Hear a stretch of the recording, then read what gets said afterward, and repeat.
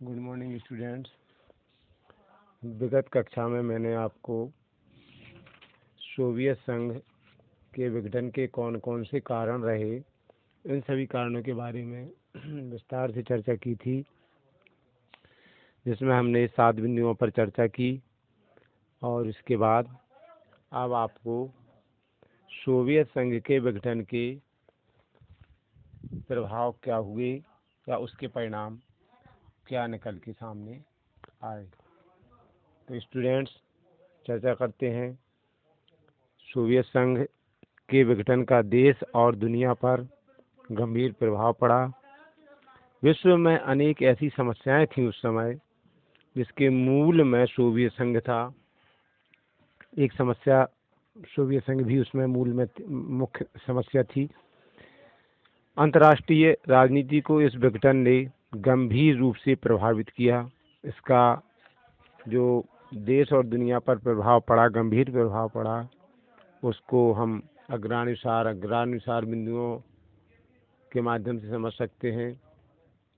Students, number 1 जो प्रभाव पड़ा उसमें नंबर 1 शीत युद्ध का अंत। स्टूडेंट्स, साम्यवादी खेमे के विघटन ने, साम्यवादी खेमे से मतलब सोवियत संघ के विघटन ने शीत युद्ध को समाप्त कर दिया 1991 में, और तनाव रहित नई विश्व व्यवस्था का उदय हुआ। इसने विश्व में, विशेषकर यूरोप में, लगभग आधी शताब्दी बाद शांति की स्थापना की। यानी शीत युद्ध जो अमेरिका और सोवियत संघ के बीच चल रहा था, करीब लगभग 1945 से 1991 तक,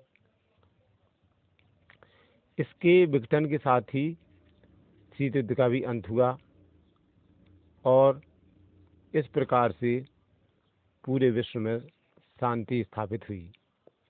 दूसरा जो पॉइंट है स्टूडेंट्स, दूसरा प्रभाव जो है रूस की भूमिका में परिवर्तन।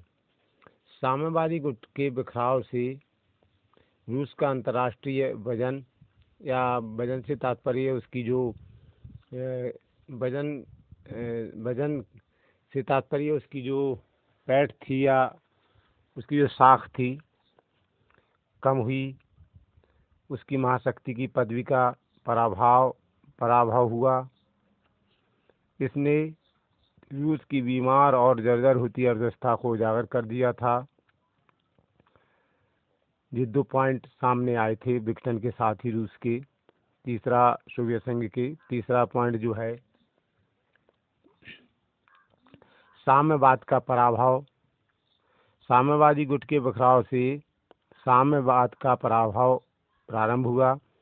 इसने लोकतांत्रिक केंद्रीकरण, सर्वहारा वर्ग के अधिनायकवाद और अंतर्राष्ट्रीय समाजवाद के सिद्धांतों को दफनाया है। इसने यूरोप की साम्यवादी पार्टियों को समाजवादी पार्टियों और पीपल्स डेमोक्रेसी को डेमोक्रेसी में बदल दिया। जो रूस में साम्यवादी पार्टियां थीं, साम्यवादी व्यवस्था थी, उसको डेमोक्रेसी सिस्टम में बदल दिया गया। चौथा जो प्रभाव पड़ा विश्व स्तर पर, विचारधारा के आधार पर राष्ट्रों का विभाजन अप्रासंगिक। जब साम्यवादी गुट के विघटन ने, यानी सोवियत संघ के विघटन ने अंतर्राष्ट्रीय राजनीति में विचारधारा को अप्रासंगिक बना दिया है। आज राष्ट्रों को विचारधारा के आधार पर बांटा नहीं जाता। उस समय 2 ध्रुव थे, और 2 ध्रुव जब थे तो अलग अलग देशों की जो विचारधारा थी वो अपने ध्रुव की ओर आकर्षित हो जाते थे या देश की ओर आकर्षित हो जाते थे। अब ऐसा कोई बिंदु नहीं रहा। आज राष्ट्रों को विचारधारा के नाम पर बांटा नहीं जाता और पूर्व साम्यवादी देश अछूत नहीं कहलाते।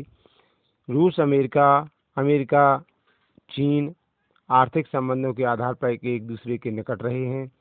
साम्यवादी देश बाजार आधारित अर्थव्यवस्था को अपना रहे हैं। स्टूडेंट, 5वां जो प्रभाव था लोकतंत्र की सर्वव्यापकता।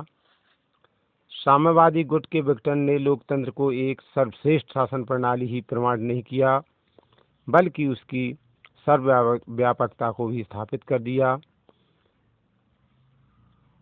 क्योंकि उस समय सोवियत संघ में साम्यवादी व्यवस्था प्रचलित थी और इसके विघटन के साथ ही यहाँ पर लोकतांत्रिक व्यवस्था की सर्वव्यापकता हुई। पूर्वी यूरोप में वही लोकतंत्र की बयार ने उन देशों की सर्वाधिकारवादी सरकारों को उखाड़कर वहाँ लोकतांत्रिक सरकारें ही स्थापित नहीं की। सर्वाधिकार से तात्पर्य जो सरकार के पास सर्वाधिकार हुआ करते थे वो लोकतांत्रिक व्यवस्था के साथ वो जनता के पास जो है मौजूद हुए। उसके प्रथम झटके जून 1989 की थियानअनमन की घटना द्वारा चीन में भी महसूस किए गए थे। तो नेक्स्ट पॉइंट है प्रभाव पड़ा जो सोवियत संघ के विघटन का विश्व स्तर पर। छठा है एक ध्रुवीय विश्व।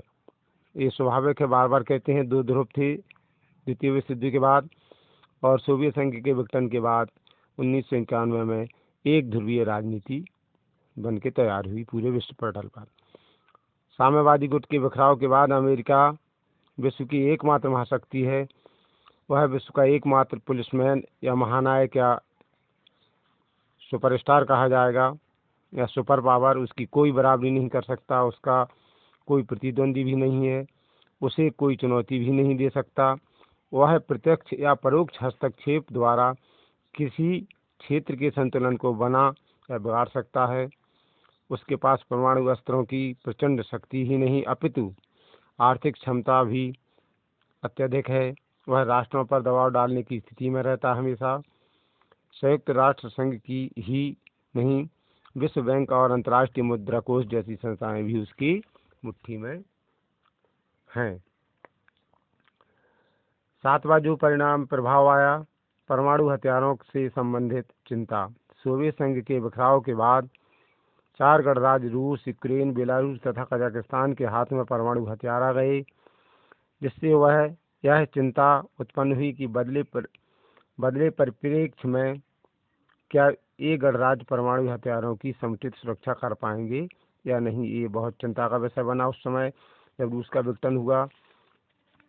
तो इन 4 गणराज्यों के हिस्से में वहाँ के परमाणु हथियार पहुँचे तो इसका भी चिंतन हुआ, चिंता हुई सुरक्षा की। 8वां पॉइंट है नए देशों का उदय। सोवियत संघ के विघटन के से उसके जितने गणराज्य थे वे सभी गणराज्य न रह के सब अपने अपने एक स्वतंत्र देश के रूप में उनकी सरकारें बनी। उनके यहाँ सरकारें स्वतंत्र रूप से सत्ता संचालन करने लगीं और सत्ता संचालन करने के वहाँ के लोग अधिकारी बने।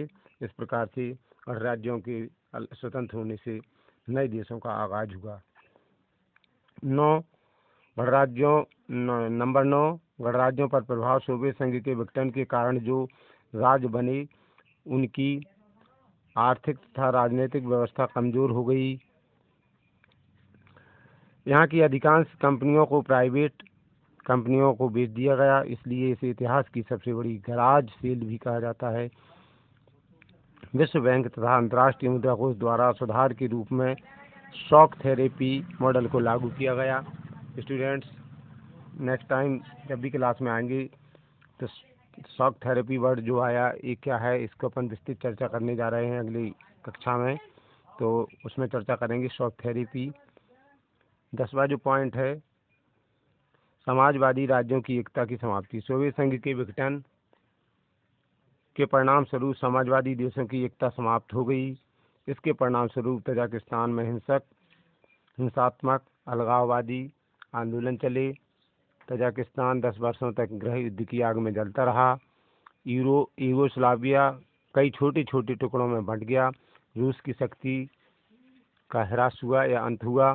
वह अमेरिका से टक्कर लेने की स्थिति में नहीं रहा विघटन के बाद, यद्यपि वह अब भी अमेरिका से दबता नहीं है और वह अमेरिका को चुनौती भी समय समय पर देता रहता है।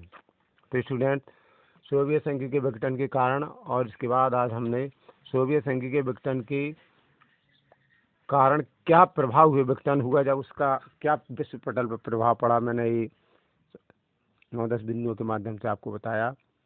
अगले दिन हम फिर मिलते हैं, तब तक के लिए bye, have a nice day.